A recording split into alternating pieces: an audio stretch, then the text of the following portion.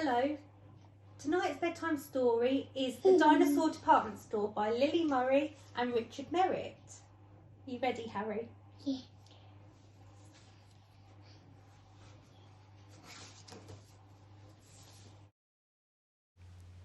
Eliza Jane was an unusual child. Some called her willful, some called her wild.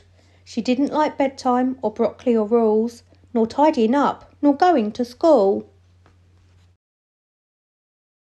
So it didn't come as a great surprise when on her birthday Eliza Jane cried, "Mummy, Daddy, now that I'm 4, I'd like you to buy me a real dinosaur." Her parents weren't keen, it had to be said. They wished she'd asked for a rabbit instead. But they swallowed their fears, put on a brave face. "Let's go," said Mummy. "I know just the right place." "Hooray, hooray," said Eliza Jane, and off they went on the 10:20 train. They rushed from the station to the grand front door of the one and only Dinosaur store. They rang the bell, the door opened wide. Eliza Jane stepped boldly inside. They were met by a man in a long velvet cloak who twirled his moustache and smiled as he spoke. "Mr. Magisaurus, here at your service. Welcome, my dears, no need to be nervous. Come with me on my magical tour of the dazzling Dinosaur Department Store." He pulled back the curtain with outrageous flair. Roars and hisses zipped through the air. So much to see, it'd make your head spin. Are you ready, dear friend? Then let us begin. We have huge ones, scaly ones, dinos with beaks. Sweet little fluffy ones, squeak, squeak, squeak. Fang-toothed carnivores grinding their jaws. Rip-roaring raptors with sharp slashing claws. Honking hadrosaurs playing in herds. Tiny feathered theropods squawking like birds.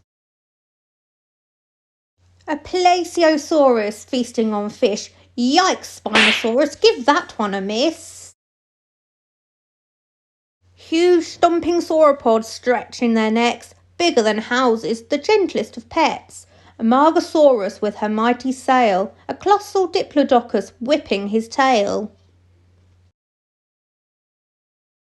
These are ankylosaurs, armoured like tanks. One's called Maud, the other's called Frank. A clever fierce Troodon who stays up all night, and Ms. Tyrannosaurus with her bone-crunching bite. Mr. Magisaurus turned to the crowd. He simpered and smirked and looked very proud. "At last we have reached the end of the tour. It's time to choose your own dinosaur." But Eliza Jane had turned to go. "Thank you," she said, "but my answer is no. I did enjoy your wonderful tour, but I no longer want a real dinosaur." Mr. Magisaurus cried out in dismay. "You've wasted my time, get out of my way." Eliza Jane's parents are rocked to the core as the storekeeper flung them straight out the door. "Eliza Jane, are you upset? We thought you wanted a dinosaur pet." But Eliza Jane just skipped and smiled. "I thought they'd be happier out in the wild." I hope you enjoyed tonight's bedtime story. Hope to see you all soon. Stay safe. Night night. Night night.